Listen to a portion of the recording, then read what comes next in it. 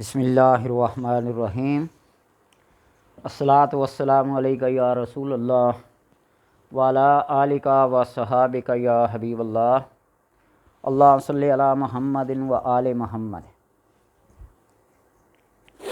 انسان کے اندر کا جو کشف ہے، جو سینہ ہے، وہ جب کھل جائے تو وہ حجابات اٹھ جائیں جو بندے اور رب کے درمیان میں ہیں، جو معرفت اور جہالت کے درمیان میں ہیں۔ انسان کو وہ نعمت عطا ہو جائے کسی مراقبے سے، کسی کشف سے، کسی ریاضت سے، کسی محنت سے، تو وہ اللہ تبارک و تعالیٰ کا قرب خاص حاصل کرنے میں کامیاب ہو جاتا ہے۔ اگر کسی شخص کو کشف کا بہت شوق ہے، وہ اپنے سینے کو کھولنا چاہتا ہے، اپنے دل کو کھولنا چاہتا ہے، وہ غیب کی خبروں پہ مطلع ہونا چاہتا ہے، اسرار پہ، رموز پہ مطلع ہونا چاہتا ہے، ہر چیز کی حقیقت کے بارے میں جاننا چاہتا ہے۔ یہ شیشہ جس طرح ٹکڑا ایک پڑا ہوا ہے، اس کی طرح جس طرح جلا ہے، اس کی جو چمک ہے، اس طرح پیدا کرنا چاہیے۔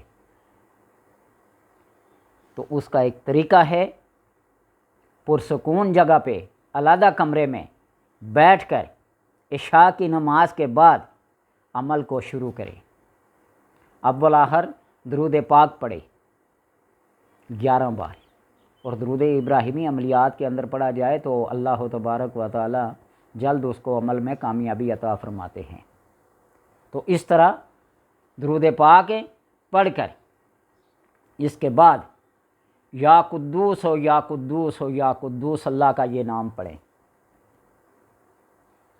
اور یہ وہ نام ہے کہ جب اس کے نام کی جو معرفت ہے وہ آپ کے اندر آ جائے، اس علم، اس اسم کا جو مسمہ ہے وہ آپ کے اندر آ جائے، جو معنی اور مفہوم ہے اس اسم کا وہ آپ کے اندر آ جائے، تو پھر آپ اس سے استخارہ بھی کر سکتے ہیں۔ آپ سجدے میں جا کر یا قدوسوں کی تلاوت کرنا شروع کر دیں، اس کو پڑھنا شروع کر دیں، تو آپ کے اوپر الہامات اور کشف کی بارش ہونا شروع ہو جائے گی۔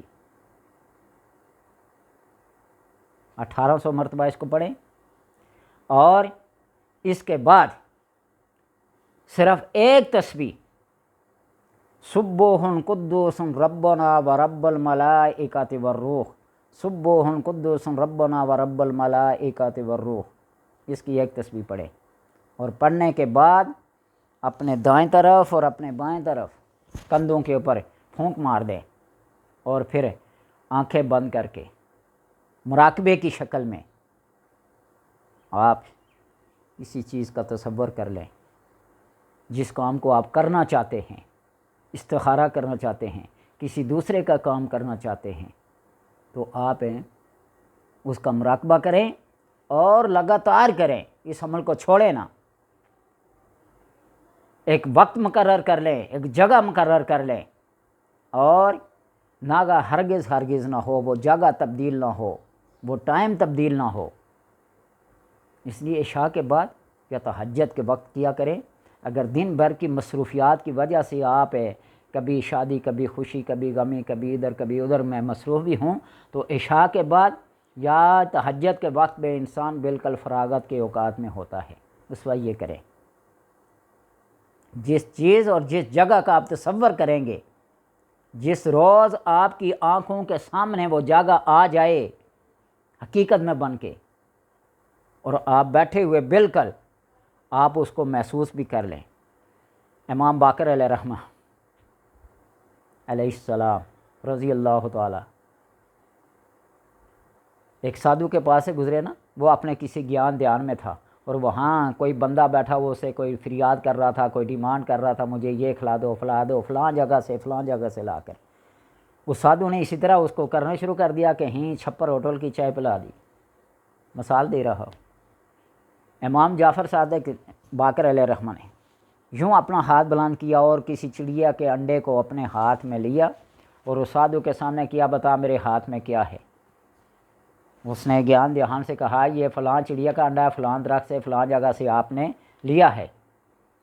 آپ نے مٹھی کھولی وہی انڈا تھا، اسی چڑیا کا تھا، اسی جگہ سے تھا، اسی درخت سے تھا، آپ نے اس کے حوالے کیا، آپ اس کو واپس وہاں رکھ دیں۔ اس نے دھیان کر کے معذرت کر لی، یہ کام اس تک میں ابھی نہیں پہنچا۔ وہ اہل بیت کا خاصہ ہے، وہ ایک علیحدہ بات ہے، لیکن وہ سادھو وہ تو اہل بیت سے نہیں تھا، ایک بات ہے، لیکن اپنی محنت ہے، اپنی ریاضت ہے اور اپنی مشقت ہے، لگن ہے، ذوق ہے، شوق ہے۔ جب بندہ اس طرح کرتا ہے تو پھر اس کو یہ سب کچھ حاصل ہو جاتا ہے۔ اکبر بادشاہ کے بارے میں ہے نا، نماز نہیں پڑھتا تھا، لوگوں نے کہا نماز پڑھو، جب سجدہ کرتے ہیں تو کعبہ نظر آتا ہے۔ اس کے دل میں سن کے شوق پیدا ہو گیا، ایک دن آ گیا مسجد میں، تھا ان پڑھ، انگوٹھا چھاپ تھا لیکن ذہین تھا، وہ مسلح پہ چڑھ گیا کہ بادشاہ وقت میں ہوں، امامت میرا حق ہے، خطابت میرا حق ہے، میں پڑھوں گا۔ چلاک تھا، مختلف مذاہب کے لوگوں سے بیٹھتا اٹھتا تھا، سب کے عقائد کو جانتا تھا۔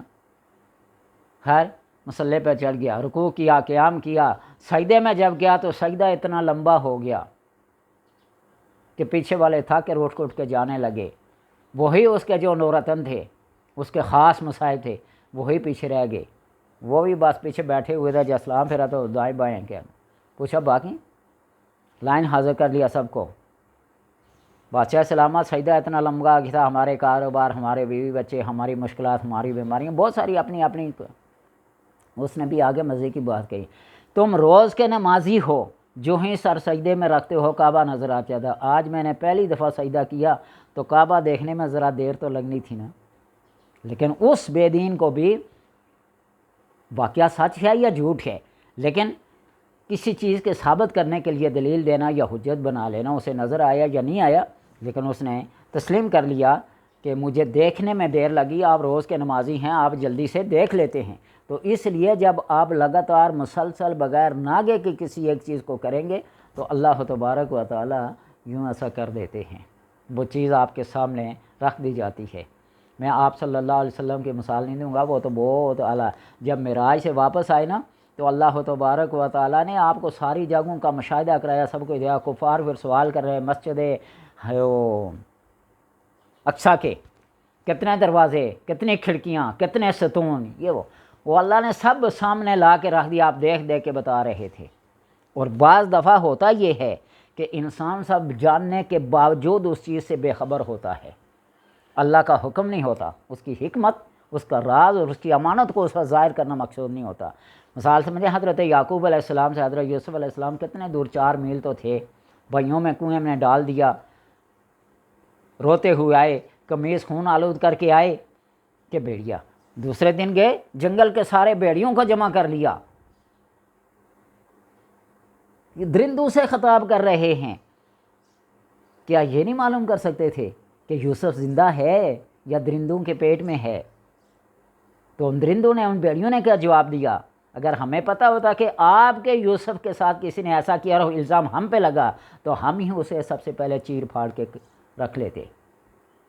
اور 40 سال کے بعد کہاں کنعان، کہاں مصر، قمیص کی خوشبو آ رہی ہے۔ لولا ان تفندون، اگر تم مجھے کم عقل نہ سمجھو تو یہ بات تو میرے سامنے عیاں ہے۔ تم یوسف کی محبت میں کیا ہو گئے ہو، کھو گئے ہو،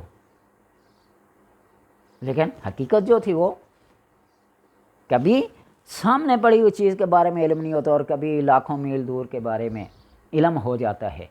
تو اس لیے اپنے کشف کو، اپنے الہام کو، اپنے اس مراقبے کو، اپنی اس محنت اور ریاضت کو یوں دوام بخشو اور پھر راز رکھو، پھر امانت رکھو۔ لوگ تمہیں پیر صاحب کہیں گے، بڑے بڑے خطابات دیں گے، کوئی تو کچھ دے گا، کوئی کچھ دے گا، لیکن اس کے اوپر آپ نے اترانا نہیں، اللہ کا شکر ادا کرنا ہے کہ اس نے اتنی بڑی نعمت میرے سینے میں رکھ دیا، میرے سینے کو کھول دیا ہے۔ الم نشرح لک صدرک، کتنا پاکیزہ وہ سینہ جس کی قسمیں اللہ تبارک و تعالیٰ کھا رہے ہیں۔ وہی رنگ و نور، وہی نبوت کا سبق، وہی نبوت کا نور اپنے نیک بندوں کے اندر منتقل تو ہوتا ہے۔ نبوت کا دروازہ تو ختم، بند ہو گیا، اس کے بعد کوئی نبی نہیں، لا نبی بعدی، لیکن وہ تعلیمات اپنے اولیاء کے ذریعے قیامت تک کے لیے جاری و ساری کر دی۔ تو اس کو یا قدوس کو 1800 مرتبہ پہلے پڑھیں، پھر سبوح قدوس ربنا و رب الملائکۃ والروح اس کی ایک تسبیح پڑھیں، اور آنکھیں بند کر کے تقریباً اپنی ہمت کے مطابق استطاعت کے 5 منٹ 10 منٹ 15 منٹ تک آپ مراقبہ کریں۔ جس چیز کو سامنے لانا چاہتے ہیں اس کے تصور کو، اس کے تخیل کو ایسا پختہ کریں کہ وہ چیز حقیقت بن کے آپ کے سامنے آ جائے۔ اللہ تبارک و تعالیٰ سب کی محنت کو رنگ لائے اور کامیابی عطا فرمائے۔